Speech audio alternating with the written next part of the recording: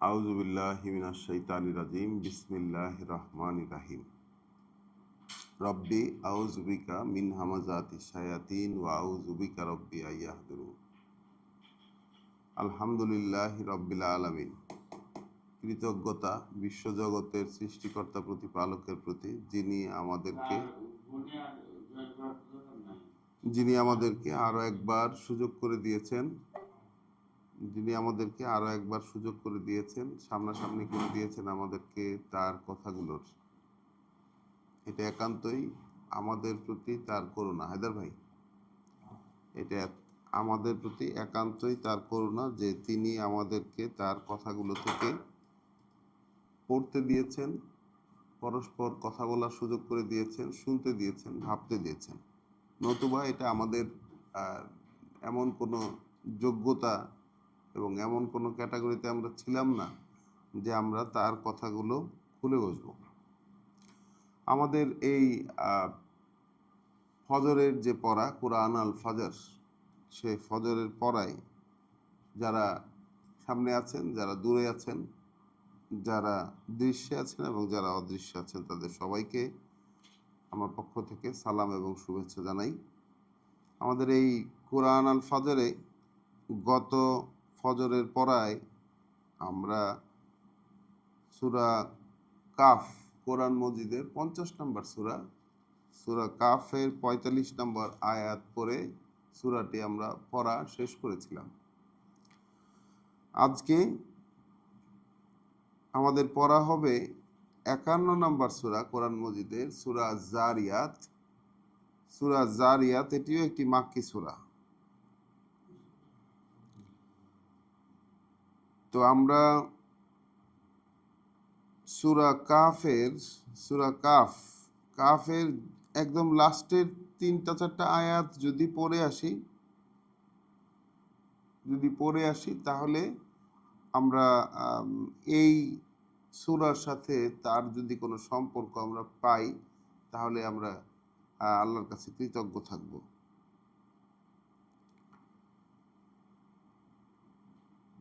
সূরা কাফের আয়াত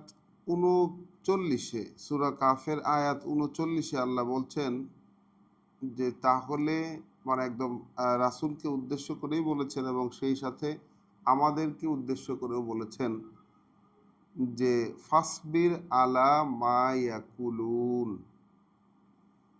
বিষয় হচ্ছে যে রেসালাত যিনি ডেলিভারি দেন, আল্লাহর কথাগুলো যিনি মানুষের কাছে পৌঁছে দেন, তাকে মানুষের পক্ষ থেকে বহু ধরনের কথা, বহু ধরনের কটু এবং নানা ধরনের ঠাট্টা, বৈষম্যমূলক কথা তাকে শুনতে হয় এবং নানান জিনিস জিজ্ঞাসা করে মানুষে, বহু কিছু সম্পর্কে মানুষ জিজ্ঞাসা করে। আল্লাহর কথা অনুযায়ী সবগুলোর উত্তরও দিতে হয়। মানুষ নানা ধরনের মন্তব্য করে। কেউ বলে এই রাসূল বানিয়ে বলছে, কেউ বলে ফেরেশতা নিয়ে কেন আসে না, কেউ বলে তার সম্পদ হলো না কেন, সে গরিব কেন, কেউ বলে আল্লাহর কাছ থেকে কেন চিহ্ন প্রমাণ নিয়ে আসতেছে না, তার নিজের জন্য কোনো চিহ্ন কেন নিয়ে আসতেছে না, তার হাতে কেন একটা সোনার কঙ্কন হলো না, তার কেন একটা বাগান থাকলো না, তার কেন সোনার চেয়ার থাকলো না, তার জন্য কেন আকাশ থেকে একটা ধন ভাণ্ডার নাজিল হচ্ছে না। বহু ধরনের কথা, পারলে সে প্রমাণ দিক, কোনো অলৌকিক চিহ্ন নিয়ে আসুক, এই রকমের বহু ধরনের কথা রাসূলকে শুনতে হয়েছে। আমাদের রাসূল যিনি মোহাম্মদ রাসূলুল্লাহ, তাকে শুনতে হয়েছে। শুধু তাকেই না, আসলে ইতিহাসে সকল নবী রাসূলদেরকেই একই রকম কথা সবাইকে শুনতে হয়েছে। এটাই যেন আল্লাহর একটি সুন্নত বা আল্লাহর একটি নিয়ম। এবং এই যে এত কথা, এত টিকা টিপ্পনী, এত উপহাস, এত কটু কথার বেড়াজালে তিনি প্রভাবিত হতে আল্লাহ তাকে নিষেধ করেছেন। এত কটু কথা এগুলো তার জন্য হবেই, এবং তার বিপরীতে ঠায় অবিচল ধৈর্য ধরে তাকে দাঁড়িয়ে থাকতে বলেছেন। ফাসবির, তাহলে তুমি তুমি অবিচল থাকো তোমার অবস্থানে, তুমি অবিচল থাকো তোমার অবস্থানে, তুমি ধৈর্যশীলতা যেটাকে বলে অপেক্ষা করো, অবিচল থাকো, সহ্য শক্তি দেখিয়ে যাও, তুমি তোমার সহ্যের পরীক্ষা দেখিয়ে যাও। ওরা যাই বলুক, তুমি সহ্য করে যাও, ওরা যাই বলুক। ওয়াসাব্বিহ বিহামদি রাব্বিকা, তাহলে এখানে আরেকটি কাজ বাড়িয়ে দিলেন, বরঞ্চ যে মানুষ যাই বলুক, তুমি তোমার প্রভুর গুণকীর্তন করতে থাকো, তুমি তোমার প্রভুর গুণকীর্তন করতে থাকো, প্রশংসা সহকারে তোমার প্রভুর, সূর্যোদয়ের পূর্বে, সূর্যাস্তের পূর্বে এবং রাতের বিভিন্ন সময়ে তার গুণকীর্তন করে যাবে। এবং ওই যে যখন তুমি মান্য করেছো, সবকিছু মেনে নিয়েছো, যখন তুমি মেনে নিয়েছো তারপরে পরেও, অর্থাৎ মেনে নিতে পারলেও আল্লাহর কথাগুলো পড়ে পড়ে, বা এই যে গুণ কীর্তন করছি, গুণ কীর্তন করা, আল্লাহর কথাগুলো দিয়ে গুণ কীর্তন করা, এটার পরেও যখন সবকিছু মেনেও নেবে, তারপরেও এই মানে গুণকীর্তন চালিয়ে যাবে। খুব মনোযোগ দিয়ে শোনো, খুব মনোযোগ দিয়ে শোনো, ওয়াস্তামে, খুব মনোযোগ দিয়ে শোনো। যেদিন এক আহ্বানকারী আহ্বান করবে, তাহলে যেদিন এক আহ্বানকারী আহ্বান করবে কাছেরই এক অবস্থান থেকে, যেদিন এক আহ্বানকারী আহ্বান করবে কাছের এক অবস্থান থেকে, সেদিন তোমরা সেদিন তোমরা সঠিকভাবে সেই দুর্যোগের আওয়াজ তোমরা শুনতে পাবে। ইয়াউমা ইয়াসমাউনা সাইহাতা বিল হক, সেদিন সেই দুর্যোগের শব্দ তোমরা রিয়েলি সত্য বাস্তবতায় শুনতে পাবে। যালিকা ইয়াউমুল খুরুজ, ওটাই হচ্ছে সেই বের হয়ে আসার দিন, যেদিন এই পৃথিবী দীর্ণ বিদীর্ণ হবে। হ্যাঁ, কিরকম? ইন্না নাহনু নুহি ওয়া নুমিতু ওয়া ইলাইনাল মাসির, আমরাই জীবন দেই, আমরাই সেই কর্তৃপক্ষ যারা জীবন দেই, যারা মৃত্যু দেই, এবং আমাদের কাছেই শেষ ঠিকানা। আমরাই জীবন দেই, আমরাই মৃত্যু দেই, এবং আমাদের কাছেই শেষ ঠিকানা। আর যেদিন ইয়াউমা তাশাক্কাকুল আরদু আনহুম সিরাআন, যেদিন এই পৃথিবীটা দীর্ণ বিদীর্ণ হয়ে যাবে এবং তাতে বের হবে, মানে সেখান থেকে সেই ফেটে গিয়ে তোমরা বের হয়ে আসবে দ্রুততার সাথে, খুব দ্রুত বের হয়ে আসবে। যালিকা হাসরুন আলাইনা ইয়াসির, ওই রকম ভাবে একত্রিত করে আনাটা আমাদের জন্য খুব সহজ।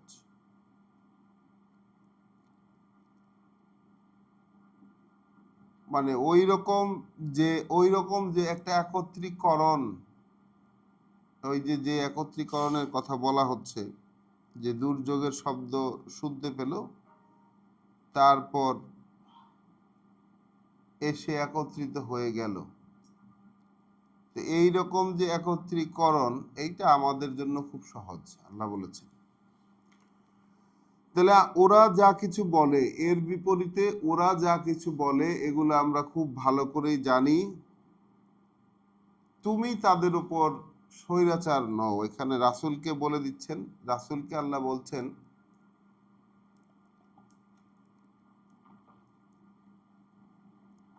তুমি তাদের উপর স্বৈরাচার নও। এখানে রাসূলের প্রকৃতি এবং তার অনুসারী যারা হবে, তার ফেলো যারা, তার অনুসারী যারা, তাদের প্রকৃতি। তা রাসূল যদি জব্বার, বল প্রয়োগকারী স্বৈরাচার না হয়, রাসূলকে যদি আল্লাহ বল প্রয়োগকারী স্বৈরাচার হতে মানা করেন, তাহলে রাসূলের অনুসারীরা কি বল প্রয়োগকারী স্বৈরাচারী হতে পারবে? বা যারাই এই বার্তা বহনের কাজ করবেন, মানুষের কাছে আল্লাহর কথাগুলো পৌঁছে দেবেন, তারা কি বল প্রয়োগ করে মানুষকে গ্রহণ করতে বাধ্য করতে পারেন? পারেন কি? পারেন না। তো রাসূলকে বল প্রয়োগের পথ থেকে আল্লাহ সরিয়ে দিলেন, যে না, তুমি তো স্বৈরাচার নও, বরং আল্লাহ এখানে রাসূলকে কাজ দিলেন কি, ফাযাক্কির, তুমি বরং স্মরণ করিয়ে দিতে থাকো। তাহলে আল্লাহ রাসূলকে কাজ দিলেন যে তুমি বরং স্মরণ করিয়ে দিতে থাকো বিল কুরআন। তাহলে আমরা একটা নতুন ডাইমেনশন পেলাম রেসালাতের কাজের। সেটি হচ্ছে স্মরণ করিয়ে দিতে থাকো এই কোরআন দিয়ে, এই পড়াটা পড়ার মাধ্যমে স্মরণ করিয়ে দিতে থাকো এই পড়াটা পড়ার মাধ্যমে। মাইয়া খাফু ওয়াইদ, তাকে যে ভয় পায় এই সতর্কবার্তাগুলোকে, এই উপদেশ, এই স্মরণ করিয়ে দেওয়া যে ভয় পায়, তাকে তুমি স্মরণ করিয়ে দিতে থাকো কন্টিনিউয়াসলি। তাহলে রাসূলকে অনেকগুলো ড্রিল, একে তো সূর্যাস্তের পূর্বে, সূর্যোদয়ের পূর্বে গুণকীর্তন করা, সূর্যাস্তের পূর্বে, সূর্যোদয়ের পূর্বে গুণকীর্তন করা, রাতের বিভিন্ন সময়ে গুণকীর্তন করা, এই যে তিনটা টাইমে আল্লাহ সুযোগ দিলেন তার গুণকীর্তন করার জন্য, টাইম বলে দিলেন। আবার কন্টিনিউয়াসলি রাসূলকে কাজ দিয়ে দিলেন যে মানুষ যে যাই বলুক, যে যেভাবে যাই বলুক, তুমি স্মরণ করিয়ে দিতে থাকবে এই কোরআন দিয়ে। এখানে সবচেয়ে ইন্টারেস্টিং ফ্যাক্টটা হলো যে রাসূলকে নিজের কথার মাধ্যমে বা নিজে কোনো কিছু বলতে দিয়ে, তাকে তার নিজ থেকে কোনো কিছু বলতে দিয়ে আল্লাহ সাবধান করার দায়িত্ব তাকে দেননি। তাকে সাবধান করার দায়িত্ব দিয়েছেন শুধুমাত্রই কোরআন দিয়ে, শুধুমাত্রই কোরআন দিয়ে, ফাযাক্কির বিল কোরআন।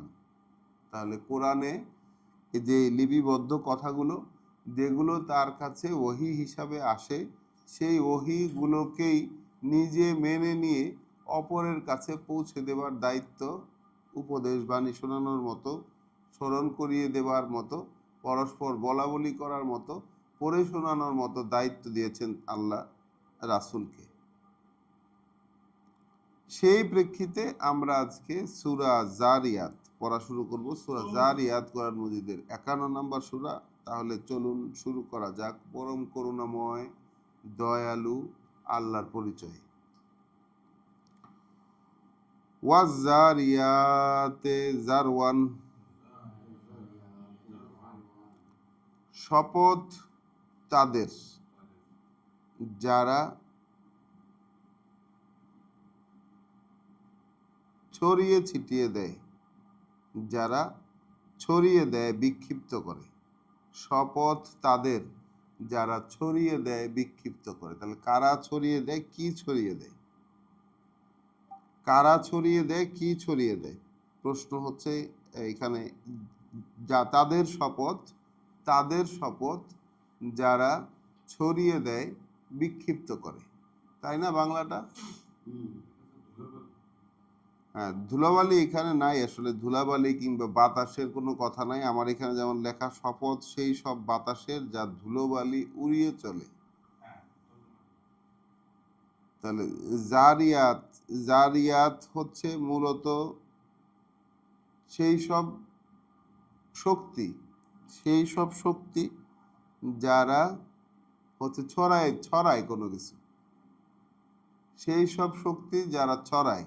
তো এইখানে এইরকম শপথওয়ালা যেসব সূরাগুলা, সেগুলো আমাদেরকে সতর্কতার সাথে পাঠ করতে হবে।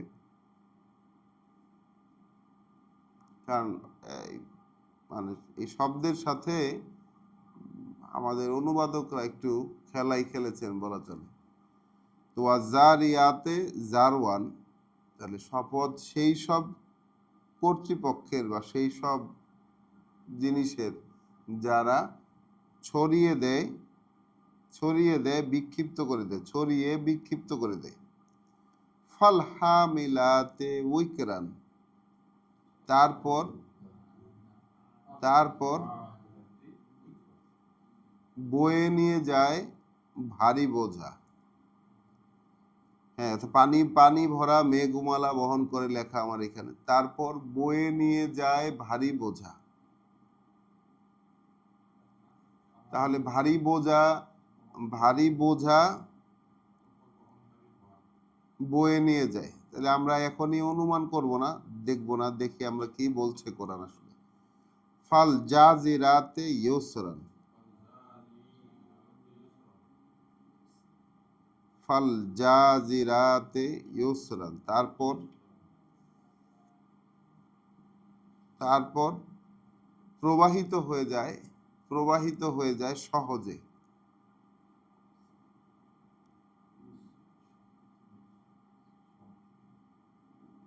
ফাল মুকাসসিমাতে আমরান, তারপর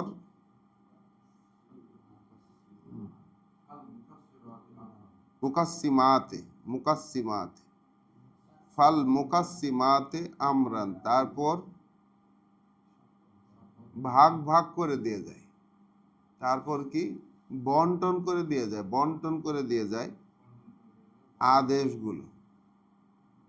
তাহলে যদি বৃষ্টি না ধরি, মেঘ না ধরি, তাইলেও কি হয়? আবার পড়ি প্রথম থেকে। শপথ তাদের যারা ছড়িয়ে দেয়, ছড়িয়ে বিক্ষিপ্ত করে দেয়। শপথ তাদের, শপথ তাদের যারা ছড়িয়ে বিক্ষিপ্ত করে দেয়। তাহলে কারা ছড়িয়ে বিক্ষিপ্ত করে দেয়? এখানে আমরা এসে ওই কনক্লুশনটা নিব কোথায়? কনক্লুশনটা নিব হচ্ছে, আচ্ছা আমরা পড়ি, ফাল মুকাসসিমাতে আমরান, কনক্লুশন নিব হচ্ছে এইখানে যে বন্টন করে দেয় তারা আদেশগুলোকে।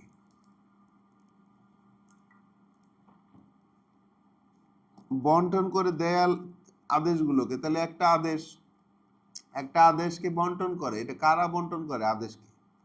আল্লাহর আদেশকে বন্টন করে কারা? ফেরেশতারা। তাহলে বোঝা যাচ্ছে যে তাদেরই কর্মকাণ্ডের কথা এখানে বলা হচ্ছে।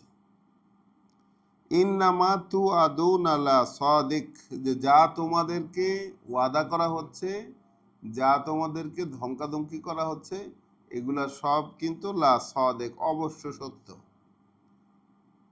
অবশ্যম্ভাবী। এগুলো কিন্তু অবশ্যম্ভাবী, মানে হবেই। সাদিক, হ্যাঁ, তাহলে অবশ্যই ঘটবে, মানে সত্য, এটা মানে 100% সত্য। সাদেক মানে 100% সত্য, বাস্তব। ওয়া ইন্না দীনা লাওয়াকে,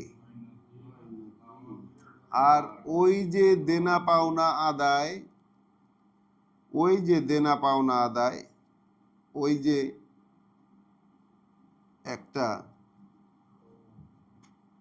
সিদ্ধান্ত দেবার দিন, রায় দেবার যে দিন, ওই যে দেনা পাওনা আদায়ের দিন, রায় দেবার দিন, সিদ্ধান্ত দেবার দিন, সিদ্ধান্ত দেবার যে বিষয়টি, ওটাও কিন্তু হবেই, ওয়াকে, ওটাও ঘটবেই, অবশ্য ঘটমান।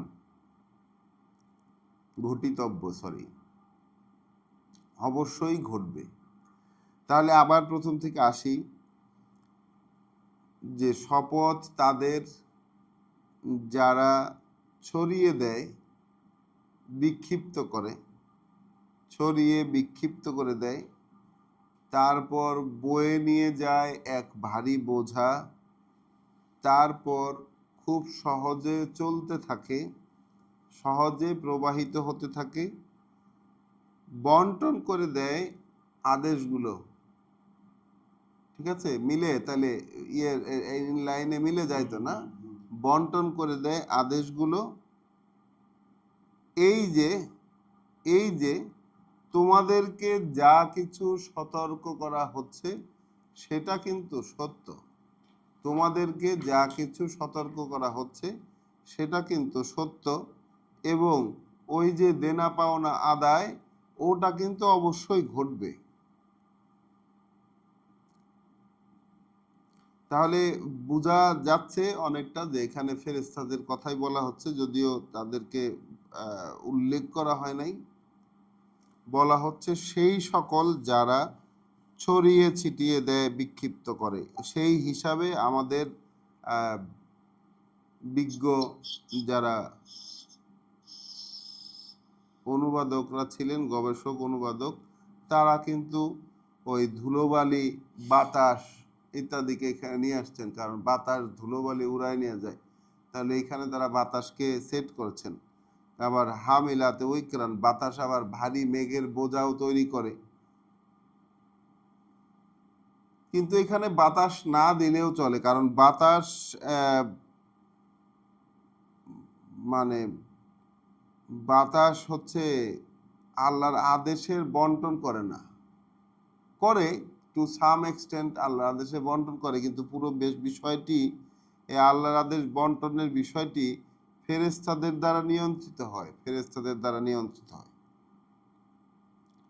এবং তাদের যে ছড়িয়ে যাওয়া, তাদের এই যে বন্টন করে দেওয়া যে বিষয়, সেই বিষয়গুলো কিন্তু 5 এবং 6 নাম্বার আয়াতের মধ্যে ফেরেশতারা কি বন্টন করে দিয়ে যায়, যে বিষয়টা বন্টন করে দিয়ে যায় সেটা কি?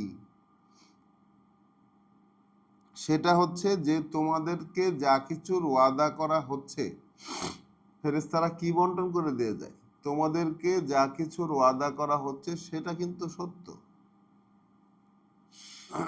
এবং ওই যে দেনা পাওনা আদায়, ওটা কিন্তু অবশ্যই ঘটবে। তাহলে ফেরেশতারা তো এইটাই দিয়ে যাচ্ছে নাকি? ফেরেশতারা মানুষের কাছে এই বোধই দিয়ে যাচ্ছে যে তোমাদেরকে যা কিছু বলা হচ্ছে সেটা কিন্তু সত্য। বলেন প্লিজ।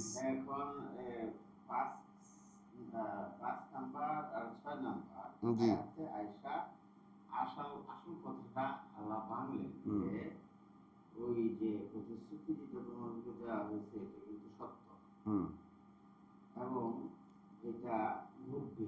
হ্যাঁ, ওই যে দেনা পাওনা আদায়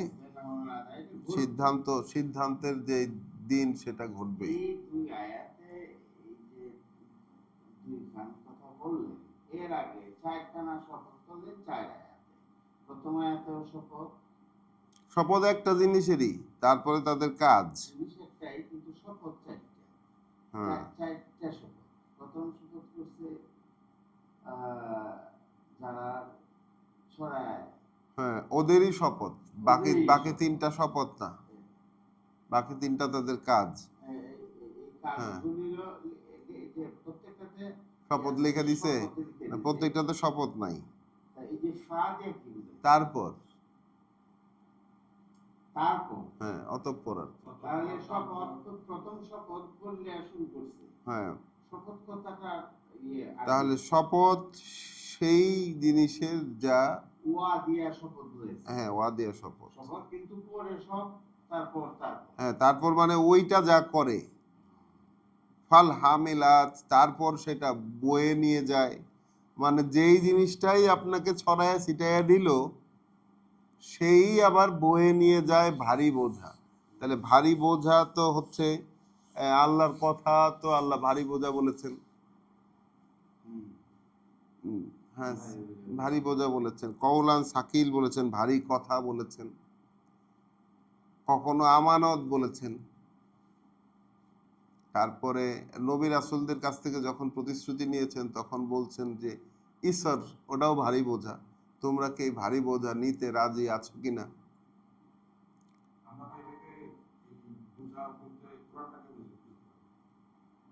হ্যাঁ হ্যাঁ হ্যাঁ, আল্লাহর কথাগুলো তো ভারী বোঝা, ভারী বোঝা কিতাব। হ্যাঁ,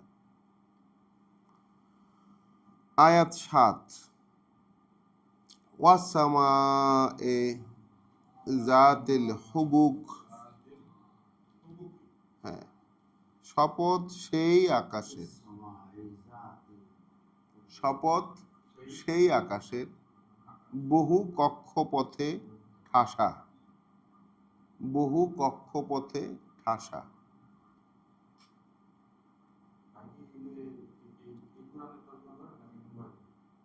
না, বলতেছি আর কি, বহু কক্ষপথে ঠাসা।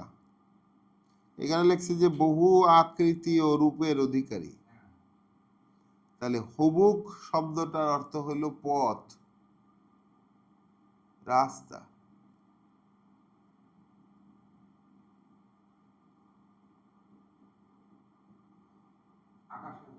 হ্যাঁ, আকাশের যে পথ।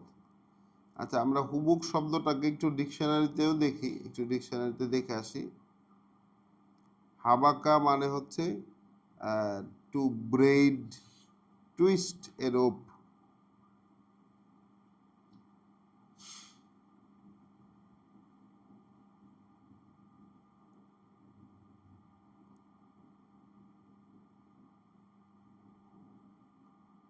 ওয়েব অফ প্লট মানে কোনো একটা পরিকল্পনার যে জাল থাকে ওইটারে হুবুক বলে, হাবাকা বলে।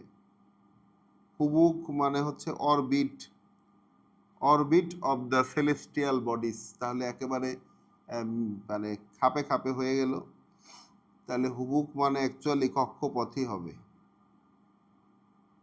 ঠিক আছে, আকাশ, শপথ সেই আকাশের যাতে বহু কক্ষপথ রয়েছে। হ্যাঁ, ওয়েব বলেছে।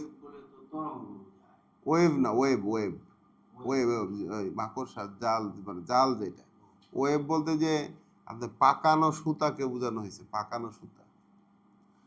তাহলে ওয়াসসামা এ, শপথ ওই আকাশের, জাতিল হুবুক অধিকারী যা কক্ষপথের। তাহলে আকাশে, যে আকাশে বহু কক্ষপথ রয়েছে।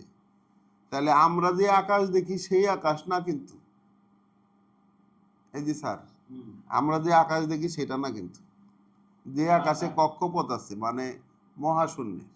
শপথ ওই মহাশূন্যের, সামা কিন্তু সামাওয়াত না।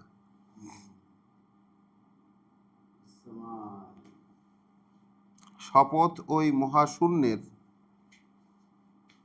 শপথ ওই মহাশূন্যের বহু কক্ষপথে যা ঠাসা। ইন্নাকুম লাফি কওলিন মুখতালিফ। হ্যাঁ, তোমরা আছো, তোমরা আছো কথায় বহু রকম।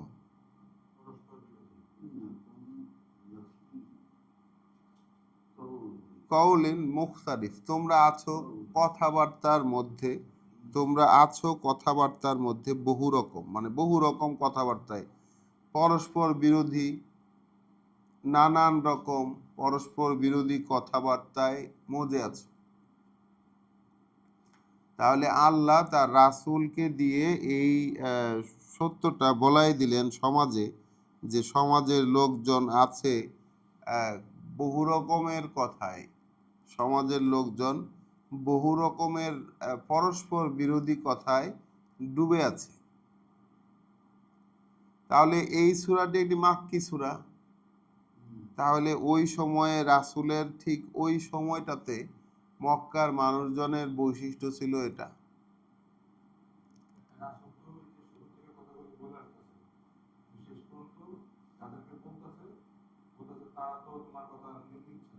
হ্যাঁ হ্যাঁ, বহু রকম কথায়, তাহলে একটা সমাজের বৈশিষ্ট্য হচ্ছে এরকম যে সমাজ আসলে এই বহু রকম কথায় সমাজের মানুষজন মত্ত আছে। তাহলে এখন আমাদের সময়ে এসে কি রকম বিষয় আসলে আমরা যদি একটু দেখি যে আমরাও কি বহু রকমের কথায় মত্ত হয়ে নেই? একদিকে কোরআনের কথা রয়েছে যেগুলো আমরা জানি না, কোরআনের পাশাপাশি আমাদের সমাজে রয়েছে যেই সংগৃহীত হাদিস রাসূলের নামে প্রচলিত, সেই সাথে আলেম ওলামাদের ইজমা রয়েছে, কিয়াস রয়েছে, সেই সাথে রয়েছে সেকুলার শিক্ষা, সেকুলার শিক্ষা যেটা ইনস্টিটিউট সমূহে ছোট কাল থেকে আমরা শিখে শিখে বড় হয়েছি। সব কিছুই নানা মুখে আমাদেরকে টানে, আমাদেরকে একই সাথে ধর্মীয় পরিমণ্ডলেও থাকতে হয়, সেগুলাও করতে হয়, দেখা যাচ্ছে যে সেগুলাও করা লাগে। যেমন কিছুদিন আগে কুরবানির ঈদ গেল, আজকে যেমন শুক্রবার সবাই মসজিদে গিয়ে জড়ো হবে জুমার দিন, তাহলে জুমা মুবারক বলে সবাই। তাহলে জীবন জীবন এই পরিচালনার জন্য আমরা ভ্যারাইটিস উৎস থেকে আমাদের সিদ্ধান্তগুলো নিয়ে থাকি, যে আমাকে স্কুলেও পড়তে হবে, আমাকে আধুনিক শিক্ষা শিক্ষিত হতে হবে, আবার কিছু কিছু ধর্মও জানতে হবে, কিছু কিছু ধর্ম আমাকে পালনও করতে হবে। মানে কেউ কিন্তু এখন আর ধর্মটাকেও এক্স্যাক্টলি যে ধর্ম যেটা ছিল সেইটা পালন করার মধ্যেও নাই এখন বেশিরভাগ মানুষ। এবং যারা ধর্মীয় শাস্ত্রে পড়ালেখা করেন তারাও যে ধর্মকে হুবহু যেভাবে মানে নীতি দেওয়া আছে সেই নীতি অনুযায়ী চলেন তাও না। কারণ এই ধর্মীয় লোকদের যারা শিখরে বসে আছেন তাদের অনেক রকম দুর্বৃত্তায়নের খবরাখবর আমরা প্রতিদিনই পাই, প্রতিনিয়তই পাই। ওটাও আল্লাহর কথাই যে তোমরা প্রতিদিনই তাদের খেয়ানতের কিছু না কিছু সংবাদ পাবে। তা আমরা যথারীতি, আল্লাহ যেহেতু বলেছেন, যথারীতি খেয়ানতের সংবাদও পাই। তাহলে আমরাও কি সেই বহু রকম কথায়, যে পরস্পর বিরোধী বহু রকমের কথায়, আমরাও কি এখনো এই 1450 বছর পরে, রাসূল এই কথাগুলো বলে যাবার প্রায় 1500 বছর পরে, এখনো কি আমরা সেই অবস্থাতেই নেই হুবহু? আমি তো বরং দেখতেছি যে এখন আমরা পরিষ্কার স্পষ্ট যে বহু বিভক্তির মধ্যে বহু দল উপদলে বহু রকম বা ইবাদত পদ্ধতির বহু রকম আমরা ক্লিয়ার দেখতেছি। আমাদের সুবিবাদ, আমাদের মাযহাব, আমাদের এক্স্যাক্টলি আমাদের এক ইসলাম ধর্মের ভিতরেই কত রকমের বিভক্তি আমরা দেখতে পাচ্ছি। এবং সেই বিভক্তিগুলোর মধ্যে এক সময়ে আমরা দেখেছি, আমাদের শিশুকালেই দেখেছি, এক সময়ে তাদের মধ্যে শান্তিপূর্ণ সহাবস্থান থাকলেও এই সময় এসে সেই সহাবস্থানের জায়গাটাও অনেকটা নষ্ট হয়ে গেছে, বিরোধপূর্ণ কথাবার্তা বেশি। ওই সময়ে যখন আসছিলেন প্রথম, ওই সময়ে কি অত দল ছিল কিনা, ইহুদি খ্রিস্টান ছিল মদিনায়, হ্যাঁ, মক্কায় মুশরিক পৌত্তলিক ছিল সবাই। অত দল উপদল ছিল কিনা আমি জানি না। হ্যাঁ, এখন যে পরিমাণ দল উপদল আছে, রাসূলের সময়ে ততটা দল উপদল ছিল কিনা এটাও মানে ভেবে দেখার মতো বিষয়, যে আমাদের সময় আসলে দল উপদল মতের পার্থক্য এটা অনেক বেশি।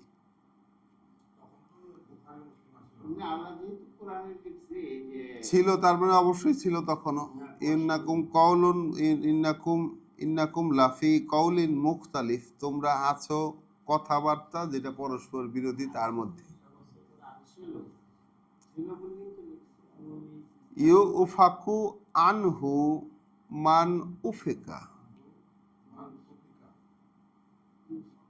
তাহলে তোমরা এই যে খেয়াল করতে হবে আমাদের পূর্বের আয়াতের সাথে পরের আয়াতের কি সম্পর্ক।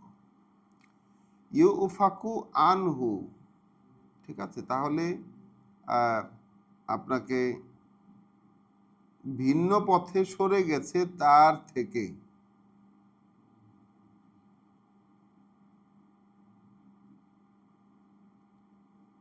বলছেন যে বিভ্রান্ত হয়ে গেছে, বিভ্রান্ত হয়ে গেছে সেইটা থেকে। কোনটা থেকে? ওই যে পরস্পর বিরোধী নানান রকম কথাবার্তা, বিভ্রান্ত হয়ে গেছে তা থেকে। যে বিভ্রান্ত হয়ে গেছে সে, মানে ওই ওই পরস্পর বিরোধী কথাবার্তা, আনহু, পরস্পর বিরোধী যে কথাবার্তার মধ্যে সবাই ডুবে আছে, সেই পরস্পর বিরোধী কথাবার্তার কারণে, ওইটাকে সম্বল করার কারণে, পরস্পর বিরোধী কথাবার্তার কে সম্বল করার কারণে মানুষ প্রকৃত সত্য থেকে সরে গেছে। হ্যাঁ, বিভ্রান্ত হয়ে ভিন্ন পথে চলে গেছে। কুতিলাল খাররাসুন, তাহলে দুর্ভোগ অনিবার্য হয়ে গেছে তাদের জন্য যারা ধারণা অনুমান করে। খাররাসুন, দোজ হু গেস। আমরা তো অনেক ধারণা অনুমানের ভিত্তিতে, ধারণা অনুমান এই বিষয়টিকে আল্লাহ কি হিসাবে দেখিয়েছে? ধারণা অনুমানকে কিসের বিপরীতে আল্লাহ রেখেছে? আমরা এই বিষয়টির জন্য সূরা বাকারাতে একটু, হ্যাঁ হ্যাঁ, সত্যের বিপরীতে। তাহলে মিন হুম উম্মিয়ুন, এই আয়াতটা জানি কোথায়, দাঁড়ান দেখে নিই। না 16 না, বাকারাতে।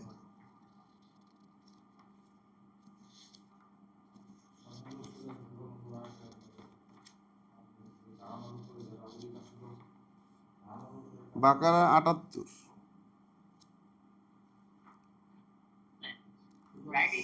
সূরা বাকারা আয়াত 78।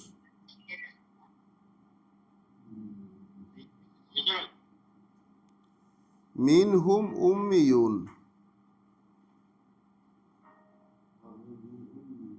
হ্যাঁ, তাদের মধ্যে আছে কিতাব না জানা লোক। মানে সূরা বাকারার এই প্রসঙ্গটা হচ্ছে বনি ইসরাইল সম্পর্কে। ফাহিম ভাইয়ের মাইক্রোফোনটা কি খুলে যাচ্ছে?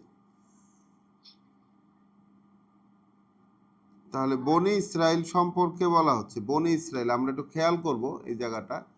বনি ইসরাইল সম্পর্কে বলা হচ্ছে যে জাতিটা কিন্তু কিতাবী জাতি।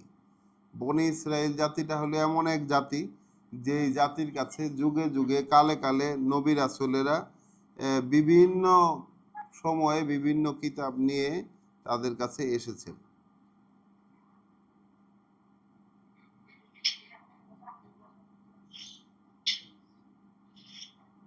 ফাহিম ভাই, আপনার মাইক্রোফোনটা, ফাহিম ভাই, হ্যাঁ।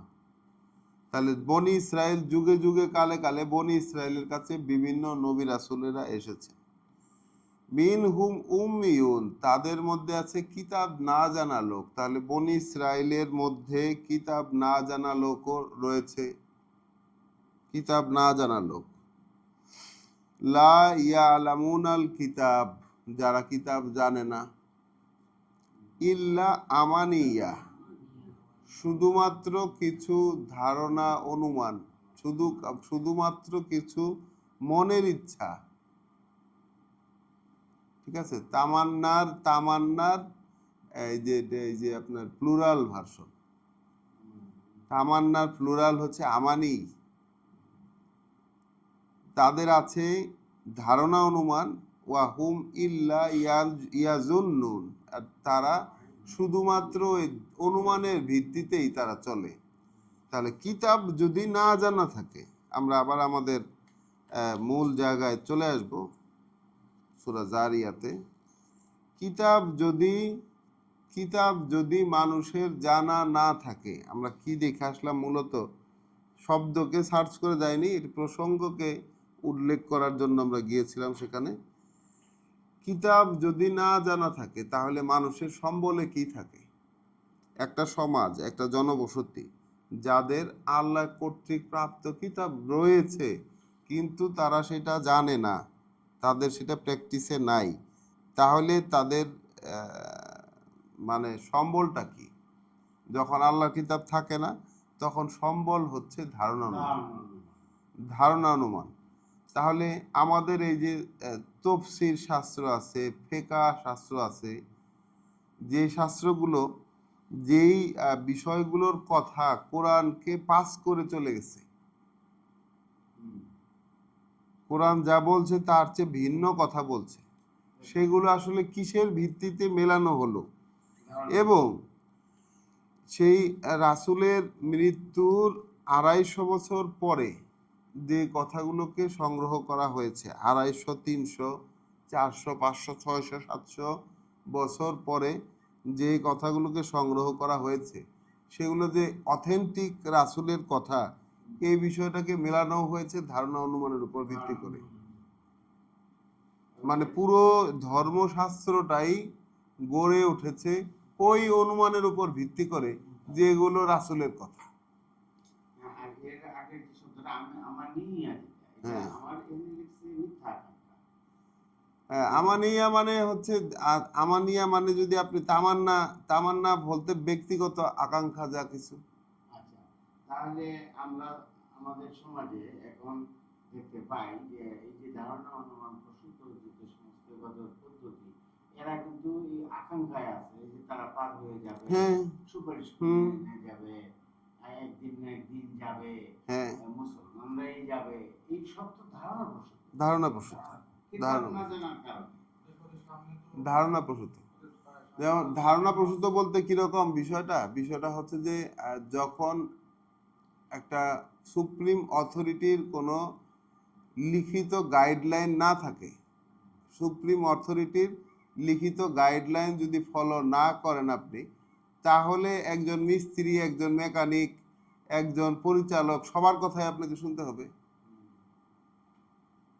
কোনো মেশিন পরিচালনার ক্ষেত্রে আপনি যদি সুস্পষ্ট যে গাইডলাইন কোম্পানি কর্তৃক দেওয়া ওইটা যদি আপনি ফলো না করেন, তাহলে এরপর এইটা সম্পর্কে যেই একটুখানি জানে তার কথাই আপনাকে শুনতে হবে। এবং এইভাবেই কিন্তু আমরা চলছি। আল্লাহ বলতে ছাড় দেন নাই, আল্লাহ বলছেন ধ্বংস অনিবার্য সেই অনুমানকারীদের, আল্লাযিনা হুম ফি গমরাতিন সাহুন, যারা আছে গমরাতিনের মধ্যে।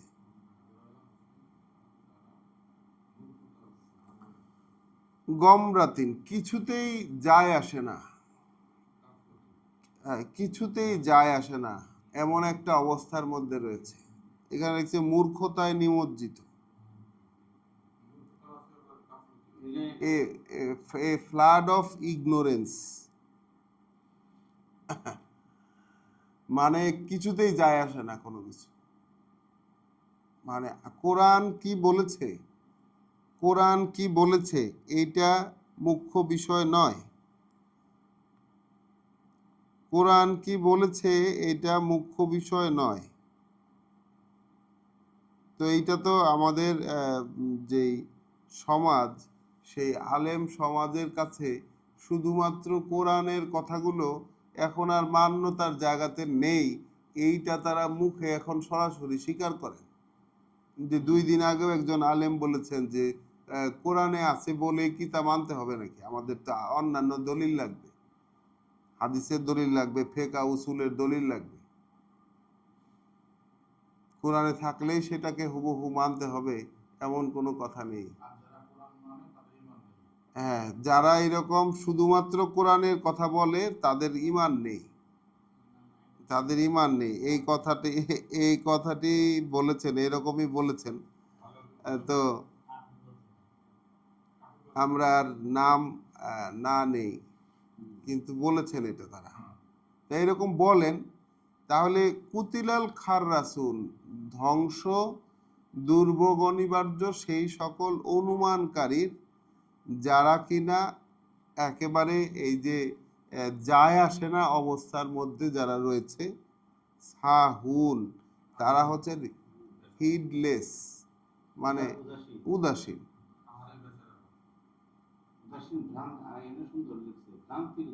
হ্যাঁ হ্যাঁ, গামরাতিন ভ্রান্তি। ভ্রান্তি মানে একেবারেই আপনার যখন উন্নাসিক হয়ে গেছেন যে ওই বিষয়টা আপনাকে আর কোরআনে কি বলা না বলা, আল্লাহর কথা আসলে কি সেটা নিয়ে যে মোটেই কেয়ার করে না, এবং সে ওই যে আর তার কিছু যায় আসে না আর কি। ইয়াস আলুনা আইয়ানা ইয়াউমুদ্দিন, ওরাই এসে জিজ্ঞাসা করে তোমাকে, ওরাই এসে জিজ্ঞাসা করে তোমাকে যে ওই বিচার দিবস, ওই যে দেনা পাওনা আদায়ের দিন, ওই যে সিদ্ধান্ত জানিয়ে দেবার যে দিবস, সেই দিবসটি কবে, সেই দিনটি কবে হবে।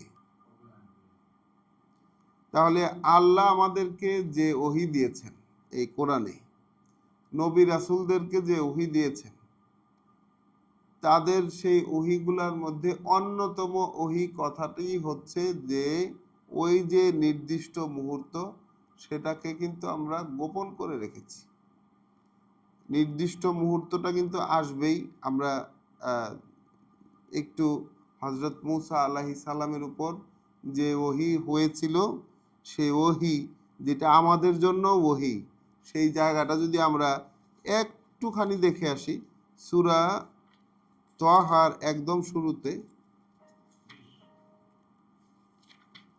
সূরা তাহার একদম শুরুতে 15 নম্বর আয়াতে যদি আমরা দেখি, সূরা তাহা 20 নম্বর সূরার 15 নম্বর আয়াতে, ইন্না সাআতা আতিয়াতুন, নিশ্চয়ই ওই যে মুহূর্ত সেটা কিন্তু আসন্ন, মানে আসলো বলে। আকাদু উখফিহা, আমরা চেয়েছি, আমি চেয়েছি গোপন রাখতে সেটাকে, আমি চেয়েছি গোপন রাখতে সেটাকে, লে তুজজা কুল্লু নাফসিন,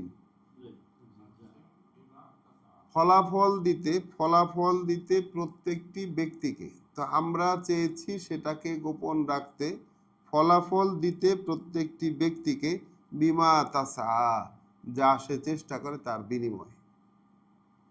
তাহলে প্রত্যেকটি ব্যক্তিকে, এই পৃথিবীর সিস্টেমটাই হচ্ছে এই কথাটির মূলনীতির উপর দাঁড়ানো, যে ওই নির্দিষ্ট মুহূর্ত ওইটা আসবে। তাহলে যে পৃথিবী, এই সিস্টেম, যে সিস্টেমের মধ্যে আমরা এখন বসবাস করছি, আমরা আল্লাহ যেটাকে পরীক্ষার জীবন হিসেবে আমাদের সামনে বর্ণনা করেছেন এই কোরআনে, পরীক্ষার জীবন।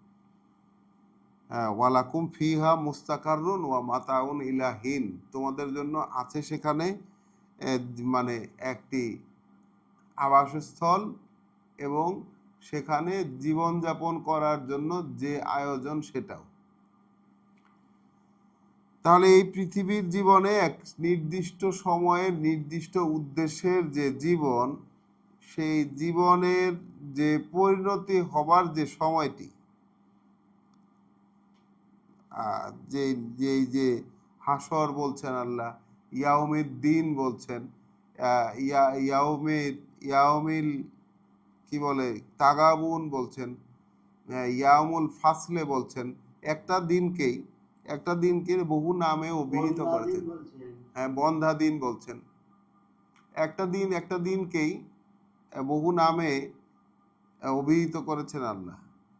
তো এটা সম্পর্কে কোরআনে বারবার করে বলেছেন, রাসূলকে দিয়ে বলিয়েছেন যে ওই নির্দিষ্ট সময় সম্পর্কিত জ্ঞান সেটা আছে আল্লাহর কাছে, সেটা আছে আমার প্রভুর কাছে,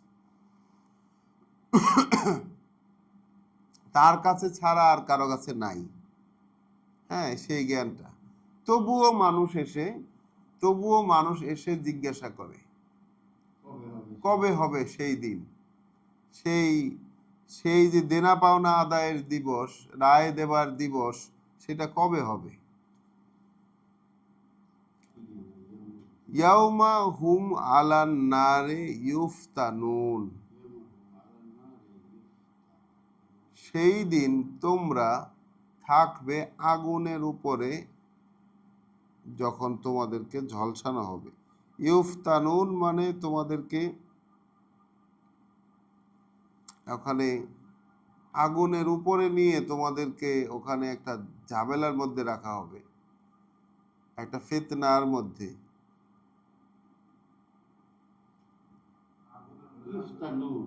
হ্যাঁ, এখানে এখানে এখানে এখানে লিখছে ঝলসানো হবে, আসলে ঝলসানো তো হবে না, ইফ মানে আমার এই যে ফেলে দেওয়া হবে। হ্যাঁ ফেলে দেওয়া বলতে পারেন, কিন্তু ফিতনা, আগুনের ফিতনা, আগুনের ফিতনার উপরে রাখা হবে তোমাদেরকে।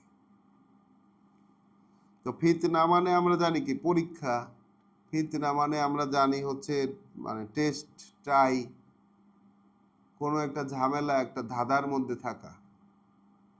তো ওইখানে ওই আগুনের অবস্থায় তাদের ওই ধাঁধাওয়ালা অবস্থায় তাদের হবে, যে কি হবে ওখানে কোনো ঠিক ঠিকানা নাই, বুঝতে পারা যাচ্ছে না। না, ওরা কামনা করছে না, ওরা ঠাট্টা করার জন্য মোহাম্মদ রাসূলুল্লাহকে বলছে যে এটা কবে হবে। কারণ তারা দেখতে পাচ্ছে যে শত শত হাজার হাজার বছর যাবৎ মানুষ আসতেছে চলে যেতেছে, সেই মানুষটা আর ফিরে আসতেছে না। এখন মোহাম্মদ রাসূলুল্লাহ বা নবী রাসূলেরা এসে বলছেন যে ভাই এই জীবন এইটুকুই, এইটা তো আসলে শেষ না। এইখান থেকেই দ্বিতীয় চ্যাপ্টারের শুরু, যে চ্যাপ্টারের শেষ নাই কোনো।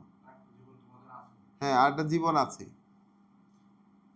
মানুষ যেহেতু সেটা বিশ্বাস করতে পারে না, একেবারেই বিশ্বাস করতে পারে না, যে ওই অনুমানের ভিত্তিতে চলা যে সমাজ, অনুমানের ভিত্তিতে চলা যে সমাজ, হ্যাঁ বিভিন্ন মুখী যে সমাজ, সেই সমাজটা আসলে বিশ্বাস করতে পারে না, কিছুতেই বিশ্বাস করতে পারে না যে আবার সেই এই এই জীবনের একটা পাওনা আদায়ের বিষয় আছে, এই জীবনের যেটা শোধ দিতে হবে, এইটা এইটা আসলে কেউই বিশ্বাস করতে পারে না। মানে যে ফ্রেমওয়ার্কের মধ্যে আমরা আছি, সেই ফ্রেমওয়ার্কের থেকে বিশ্বাস করতে পারে না। কারণ সেই দিনটাকে বিশ্বাস করার একমাত্র উপায় তো হচ্ছে স্বয়ং আল্লাহর কথা। হ্যাঁ, কোরআন। কোরআন কোরআন যেহেতু নাই তাদের কাছে, বা তাদের কাছে আল্লাহর কথাগুলোর ছিটে ফোঁটা নেই, সেগুলোকে অবলম্বন করেনি তারা, বরঞ্চ অবলম্বন করেছে ওই বানানো ফ্রেমওয়ার্কটা, যেটা অনুমানের ভিত্তিতে চলে। আমার একটা এইবার আসার আগে একটা অভিজ্ঞতার কথা বলবো। বলেন প্লিজ। যদি এই শব্দটা হয়, এই ফিতনা থেকে যদি আসে, আগুনের ফিতনা, আগুনের একটা ঝামেলায় পড়ে যাওয়া,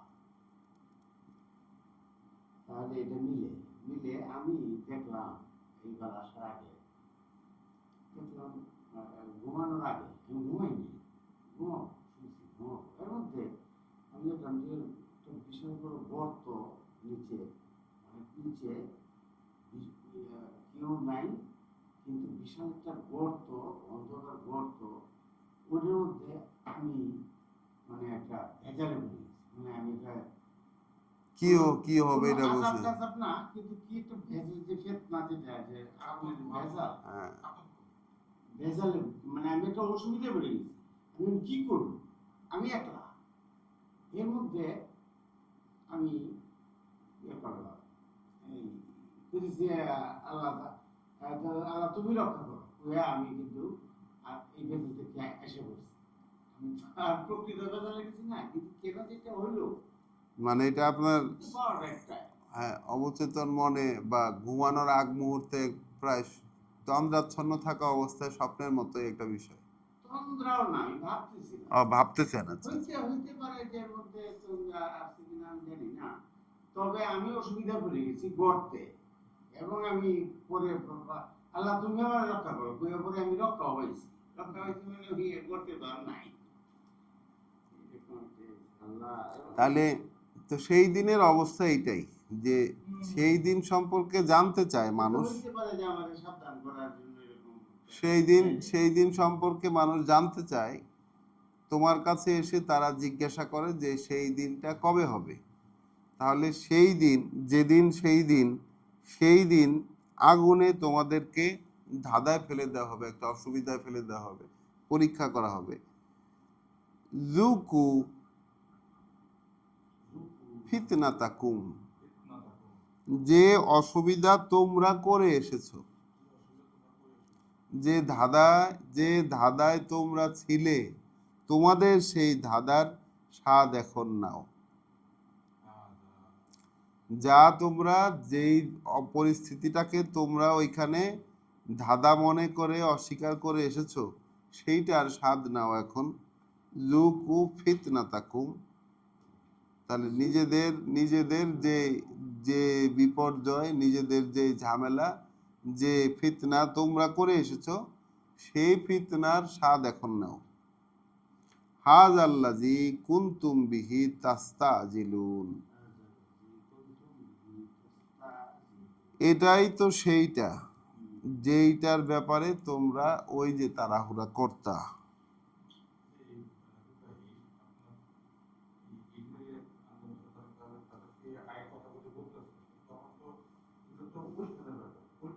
ওই পারের এই এই এই কথোপকথন ওই পারে।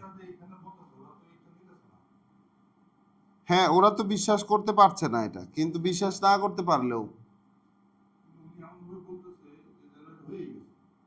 হ্যাঁ, পরবর্তী দৃশ্য যেটা, পরবর্তী ব্যাপার যেটা অবশ্যই ঘটবে, সেটাকে অগ্রিম জানিয়ে দেওয়া হচ্ছে। কারণ তারা তো জিজ্ঞাসা করছে, সে জানার জন্যই হোক আর অমান্য করার জন্যই হোক, জিজ্ঞাসা যেহেতু তারা করছে, তাহলে সেই সময়ে কবে হবে এটা তো রাসূলের পক্ষে বলবেন না রাসূল কোনোদিনই। এটা রাসূলকে আল্লাহ জানান না, আল্লাহ জানান নাই এই কবে হবে, কখন হবে, কি এটা জানান না, কিন্তু কি হবে এইটা জানান। হ্যাঁ, কি হবে, মূল ঘটনাটা কি, ইভেন্টটা আসলে কি সম্পর্কিত, তার কানে কোনা তুলে তাকে হুবহু বলে দেওয়ার তো দরকার নাই। মূল ইভেন্টটা কি এটা আপনি জানলেই হলো। তাহলে হ্যাঁ, আমরা নিতে পারি কিনা, আমরা বিশ্বাস করতে পারতেছি কিনা যে হাযাল্লাযী কুনতুম বিহি তাস্তাজিলুন। এখন এই জায়গাটাতে নিজেদেরকে ইমিউনিটির ভিতরে রেখে কিন্তু লাভ নাই।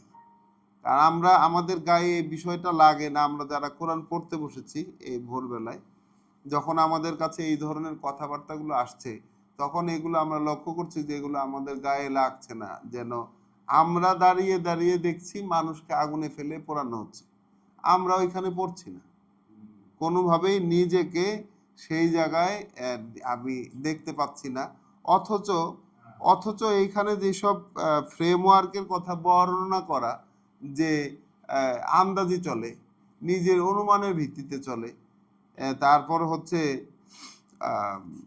বহু রকম কথাবার্তার মধ্যে নিমজ্জিত। এখন আমি নিজে কি একরকম কথা, বা আল্লাহর শুধুমাত্র আল্লাহর কথার সাথে অ্যালাইন হয় এমন কথাবার্তায় বলি, বা এমন সমাজে কি আমি অবস্থান করছি যেখানে একরকম কথা ছাড়া অন্যরকম কথা নাই? তা তো নয়। আমি তো অবস্থান করছি বহু রকম কথা চলা সমাজেই, কাজে আমিও তাদের একটি অংশ হয়ে আছি এখন পর্যন্ত যেহেতু ওই যে কালকে যেটা বলা হলো যে আমাদের ফিরে আসা কমপ্লিট হয় নাই এখন, আমরা এটা বলতে পারি না যে আমি ফিরে আসছি, আমি টোটালি কি ফিরে আসছি, ফিরি নাই তো এখনো পুরাপুরি। আমার ফেরা, যেটা পুরাপুরি আমার পূর্ববর্তী অবস্থান ত্যাগ করে চলে আসা, সেটা তো এখনো 100% হয় নাই। আমি নিজেই বুঝতে পারি যে 100% হয় নাই আমার আশা। তাহলে 100% যদি না হয়ে থাকে, তাহলে সেই ধারণা অনুমানের জীবনে এখনো আমি রয়ে গেছি। ধারণা অনুমানের ভিত্তিতে আল্লাহকে একমাত্র মান্য হিসাবে গ্রহণ করার যেই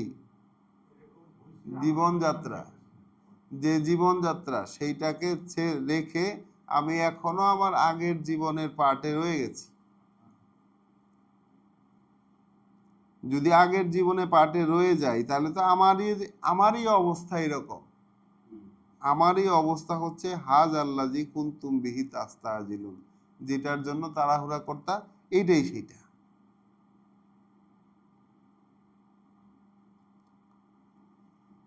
ইন্নাল মুত্তাকিনা ফি জান্নাতিন ওয়া উয়ুন, আয়াত 15। সূরা আয-যারিয়াত, ইন্নাল মুত্তাকিনা ফি জান্নাতিন ওয়া উয়ুন, নিশ্চিতই ওই যে মুত্তাকিরা, কার্যত নিশ্চিত ওই যে মুত্তাকিরা, ওই যে সচেতন লোকেরা। তাহলে মুত্তাকি কারা?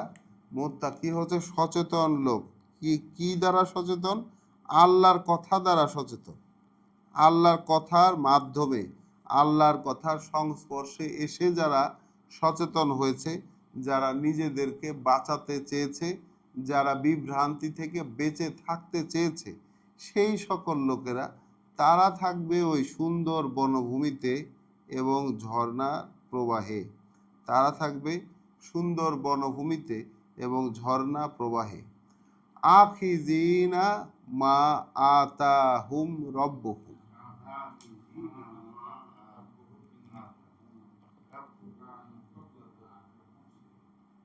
গ্রহণ করবে তারা যা দেবেন তাদেরকে তাদের প্রভু। গ্রহণ করবে তারা যা দেবেন তাদেরকে তাদের প্রভু। তাহলে পৃথিবীতে দেখেন মিলটা, পৃথিবীতে যারা প্রভুর কথা গ্রহণ করেছিল, ওইখানে গিয়া প্রভু তাদেরকে যা দেবেন তারা সেটা গ্রহণ করতে পারবে। তাহলে এইখান থেকে প্রভুর আইটেম, প্রভুর যা কিছু বলে দেওয়া জিনিস, ওইটা যদি আপনি গ্রহণ না করতে পারেন, তাহলে ওইখানে আপনি গ্রহণ করবেন কিভাবে? তাহলে আখিজিন, তারা হবে গ্রহণকারী, মা আতাহুম রব্বুহুম, যা কিছু দেবে তাদেরকে, দেবেন তাদেরকে তাদের প্রভু। ইন্নাহুম কানু কবলা যালিকা মুহসিনিন, নিশ্চিত এটা যে এইখানে আসার আগে তারা ছিল কর্তব্যপরায়ণ।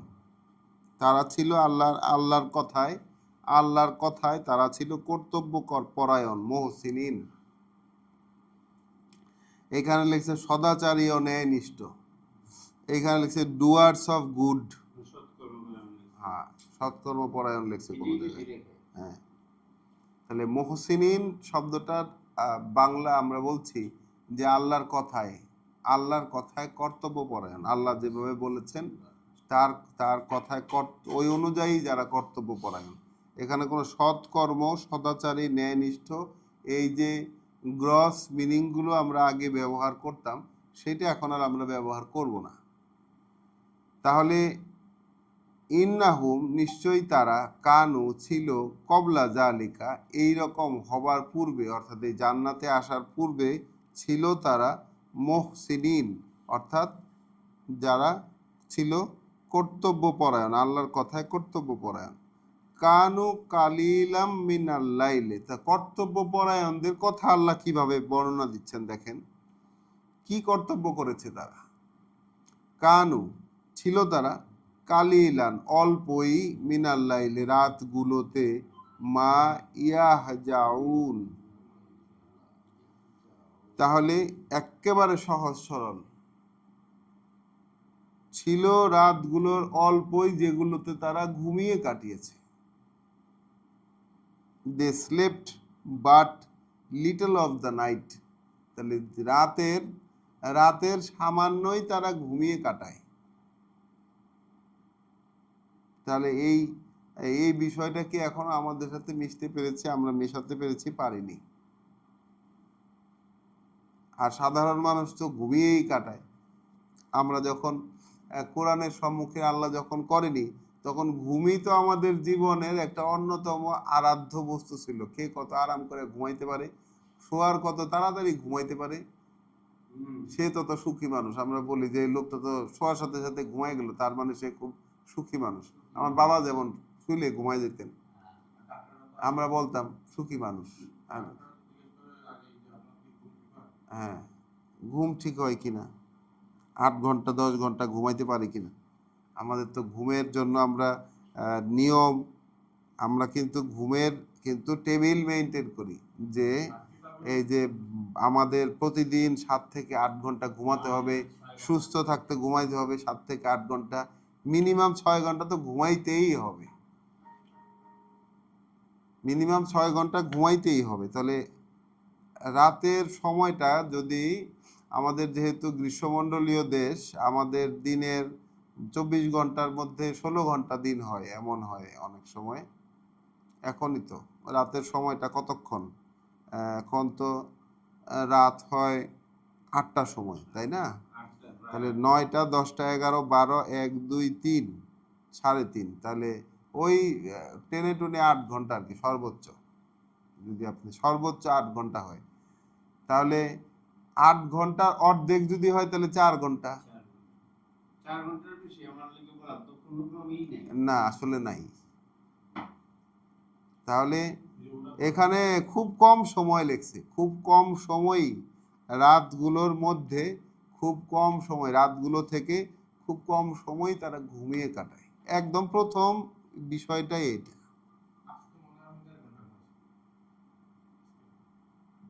আপনি তো ফিট। আচ্ছা, কম ঘুমায় পরে, হ্যাঁ, কম ঘুমায় পরে রাতটা অবিল আসহারে, দুঃখিত, ওয়াবিল আসহারে। তাহলে আয়াত 18, ওয়াবিল আসহারে হুম ইয়াস্তাগফিরুন। তাহলে যখন রাত পোহাতে থাকে, যখন রাত পুহিয়ে যায়, before the break of the day, তাহলে সূর্য উদয় হয়ে দিন হয়ে যাওয়ার আগ মুহূর্তে, সূর্য উঠে দিন হয়ে যাবার আগ মুহূর্তে তারা ক্ষমা চায়, তারা ক্ষমা চায়। তাহলে রাতের খুব কম সময় তারা ঘুমিয়ে কাটায়। সূর্য উদয়ের বা মানে দিন হবার আগ মুহূর্তে তারা ক্ষমা চায়। ওয়াফি আমওয়ালিহিম, এবং এই পরবর্তী স্টেজটা আর একটু জটিল। ওয়াফি আমওয়ালিহিম হাক্কুন লিসাইলি ওয়াল মাহরুম। আর কোথায়, কোন আয়াতে? রাতের শেষ প্রহরে ক্ষমা প্রার্থনা করে না? এখন তো দিন হয়ে গেছে, দিন শুরু হয়ে গেছে, দিন শুরু হয়ে গেছে, দিন শুরু হয়ে গেছে। রাতের শেষ প্রহরে ক্ষমা চাইতে হলে আপনাকে 4টার আগে ব্যবস্থা করতে হবে আর কি। 4টার আগে ব্যবস্থা করতে হবে। হ্যাঁ, না আজান তো মানে সুবে সাথে তো পৌনে 4টায়, পৌনে 4টায়। সুবে সাথে পৌনে 4টায় আমার যদি শেষ প্রহরে, রাতের শেষ প্রহরে ক্ষমা চাইতে হয়, তাহলে আমার তো উঠতে হবে আগে। পৌনে 4 মানে সূর্য উদয়ের সময়ের আগের ঘটনা এটা। এই জন্যই কিন্তু আমরা দেখেন, আমরা কিন্তু অবৈজ্ঞানিক না। বিষয় হচ্ছে সূরা কাফে আমরা কি দেখলাম? সূর্য উদয়ের পূর্বে, সূর্য অস্তের পূর্বে। তাহলে উদয় এবং অস্তের পূর্বের টাইমটাতে ধরতে তো ওইটা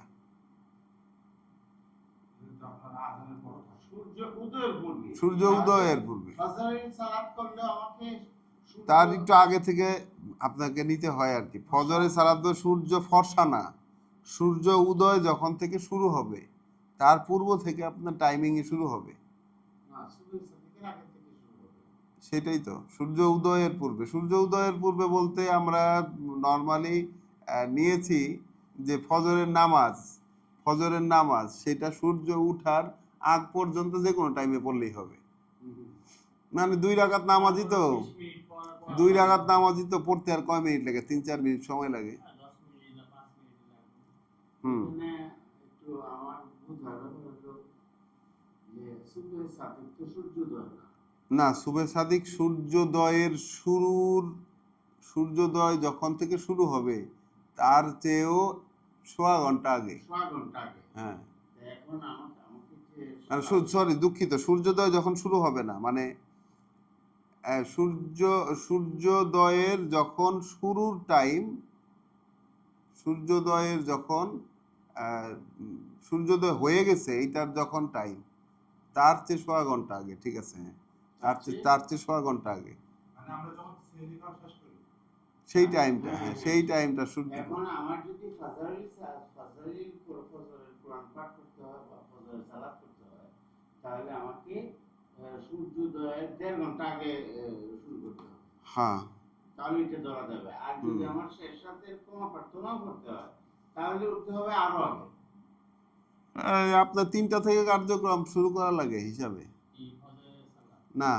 এই যে ক্ষমা প্রার্থনা আছে, যে ক্ষমা প্রার্থনা, আমরা তো আলাপ আলোচনাটা বেশি করতেছি, না আলাপ আলোচনা কি আজকে বিরক্ত হয় না, বিরক্ত সবাই শুনতেও তো পাচ্ছে আমাদের কথাগুলো কি প্রসঙ্গে বলছে। আমরা তো কোরআনের বাইরে গিয়ে কথা বলছি না। এই যে ছোট ছোট করণীয় গুলো তাহলে আমরা কিন্তু দেখা যাচ্ছে কি, এই যারা যাদেরকে আল্লাহ মুত্তাকি বলছেন, এখানে তো আপনার নর্মাল কারো সম্পর্কে কথা হচ্ছে না। মুত্তাকি যাদেরকে আল্লাহ বলছেন তাদের কি বৈশিষ্ট্য, তা মুত্তাকিদের সম্পর্কে আমরা কি জানি? আমরা মুত্তাকিদের সম্পর্কে জানছি যে সূরা বাকারাতে যারা বিশ্বাস আনে, তোমার উপর যা নাজিল হয়েছে, তোমার পূর্বে যা নাজিল হয়েছে, যারা সালাত কায়েম করে, আকিমুস সালাতা ওয়া ইউতুনা যাকাত, যারা নিজেদের এই যে আল্লাহর সাথে সংযুক্ত হবার চেষ্টায় তারা রত হয় এবং পরিশুদ্ধির নিবেদনটা তারা করে, এবং পরকাল সম্পর্কে পূর্ণ সচেতন, পরকাল সম্পর্কে মানে দৃঢ় বিশ্বাসী বা নিশ্চিত। হ্যাঁ হ্যাঁ, এখন এইখানে এসে দেখা যাচ্ছে তাদের ব্যক্তিগত বৈশিষ্ট্য কি।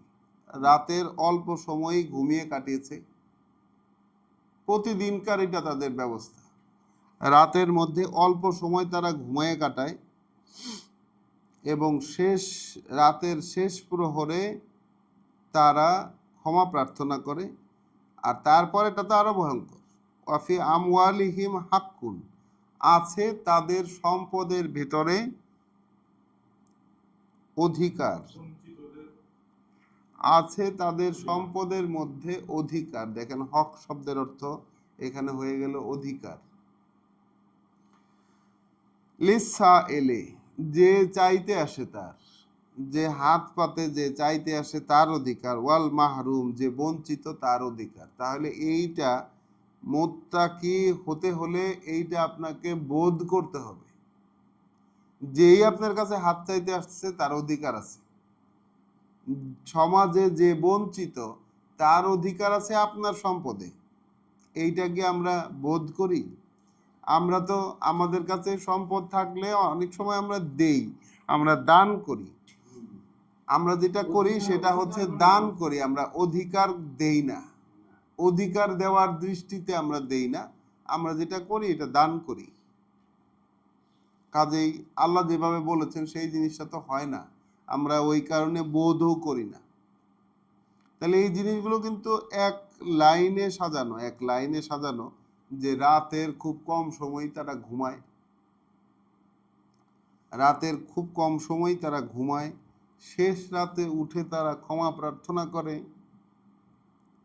শেষ রাতে ক্ষমা প্রার্থনা করে, এবং তাদের সম্পদে যে চাইতে আসে এবং যারা বঞ্চিত তাদের হক আছে, তাদের অধিকার আছে, এটা তাদের জানা।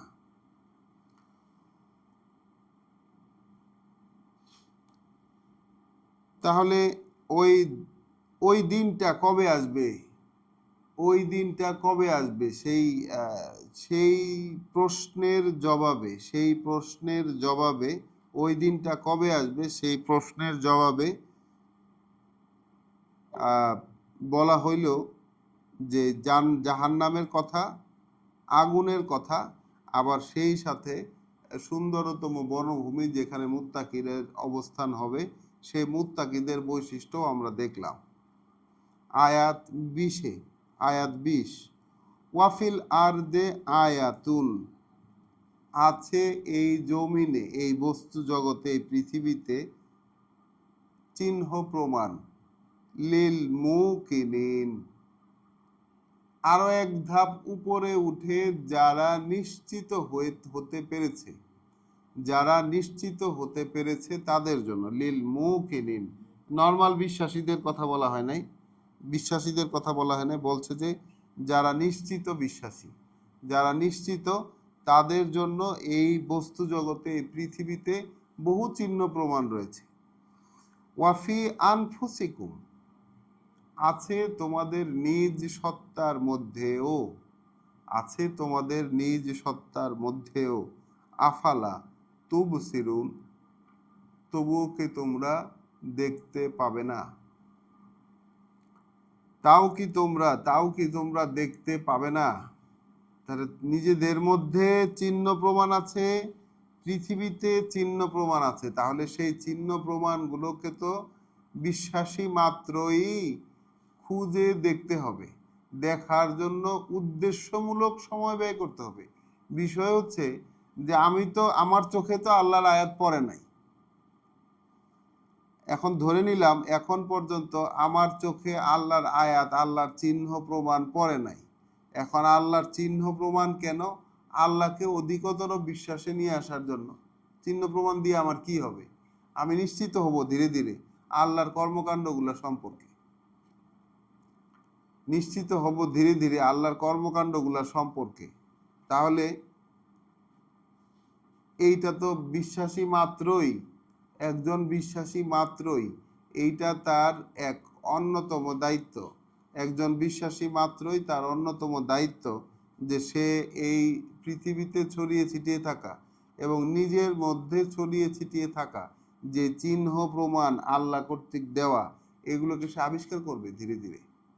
তার জীবনের অন্যতম একটা কাজ হবে এটা, যে কোথায় কোন চিহ্ন আছে সেই চিহ্নগুলোকে খুঁজে বের করে, সেগুলোকে শনাক্ত করে, সেগুলোর মাধ্যমে তার যে বিশ্বাস, সেই বিশ্বাসের স্তরটাকে আরো এক স্তর উন্নীত করবে বা নিশ্চিত হওয়ার পথে সে যাবে। অফিস সামায়ে, আর ওই যে আকাশ থেকে, হ্যাঁ ওই যে মহাশূন্যে, রিজকুকুম, ওই মহাশূন্যে তোমাদের রিজিক, তোমাদের জীবিকার বরাদ্দ, ওয়ামা তু আদুন, এবং যা কিছুই, এই যে ধমক দেওয়া হয়েছে, যা কিছুই ওয়াদা করা হচ্ছে তোমাদের সেখানেই সেগুলো।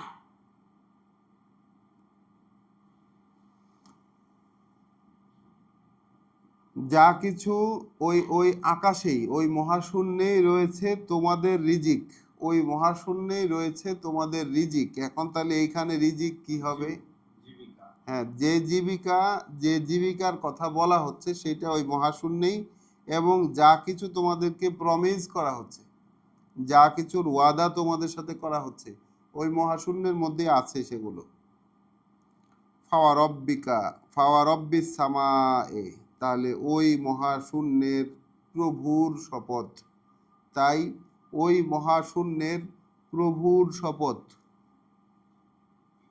ও ওয়াল আরদে, এবং এই জমিনের প্রভুর শপথ, ওই মহাশূন্য এবং এর এই জমিনের প্রভুর শপথ, ইন্নাহু লাহাক্কুন, যে এই বলা কথা, ওই যে ইয়াউমুদ্দিন, যেটা আমরা তো সেই ইয়াউমুদ্দিন সম্পর্কে বললাম, তাই না? ইয়াউমুদ্দিন সম্পর্কে কিন্তু বললাম, ওই প্রশ্নের প্রেক্ষিতে এই কথাগুলো কিন্তু আসলো।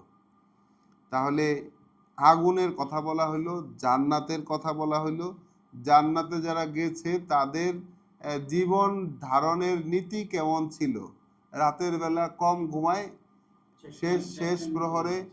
শেষ প্রহরে হইলো ক্ষমা প্রার্থনা করে, রাতে মানে দিনটির ব্যাপার তারা ছিল, মানে এই দিনটাতে পৌঁছানোর আগ পর্যন্ত তারা ছিল কর্তব্যপরায়ণ। এক নাম্বার মুহসিনিন, তারা ছিল কর্তব্যপরায়ণ। দুই নাম্বার হচ্ছে তারা হলো কর্তব্যপরায়ণতার পাশাপাশি তারা হলো রাতে কম ঘুমিয়েছে। তিন নাম্বার হচ্ছে তারা শেষ রাত যখন পোহায় যেতেছে এমন টাইমে, এমন পিরিয়ডে তারা ক্ষমা চেয়েছে আল্লাহর কাছে, এবং তাদের সম্পদে ওই যে যারা চাইতে আসে এবং যারা বঞ্চিত, তাদের যে অধিকার আছে এটা তারা নিশ্চিত ছিল এই অধিকার সম্পর্কে। তাহলে ওই আকাশে তোমাদের রিজিক এবং যা কিছু তোমাদেরকে ওয়াদা করা হচ্ছে সেটা ওই আকাশেই।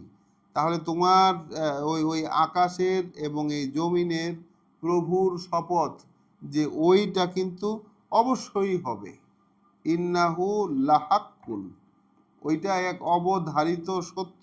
তাহলে ওই যে ইয়াউমুদ্দিন, সেই দেনা পাওনা আদায়ের দিবস, আমাদের সকল অ্যাকাউন্টের যে হিসাবের চূড়ান্ত রায়, সেই রায়ের যে দিনটি, সেটি তো এক অমোঘ বাস্তবতা। মিসলা মা আন্নাকুম তান্তিকুন, সেটা এমনই এক বাস্তবতা, এমনই এক সত্য, যেরকমটা তোমরা পরস্পরে কথা বলে থাকো, পরস্পরে এই যে বাতচিত করো তোমরা, এই কথাবার্তা বলো, এই কথাবার্তা বলাটা তোমাদের কাছে যেমন বাস্তব, ওই যে নির্দিষ্ট দিনটা, সেই দিনটাও কিন্তু তেমনই বাস্তব, তাই না? তোমরা পরস্পরে যেমন কথাবার্তা বলো, এটা যেমন তোমাদের কাছে বাস্তব লাগে, তাহলে ওই যে দিনটা আসবে সেটাও তেমনই এক বাস্তবতা।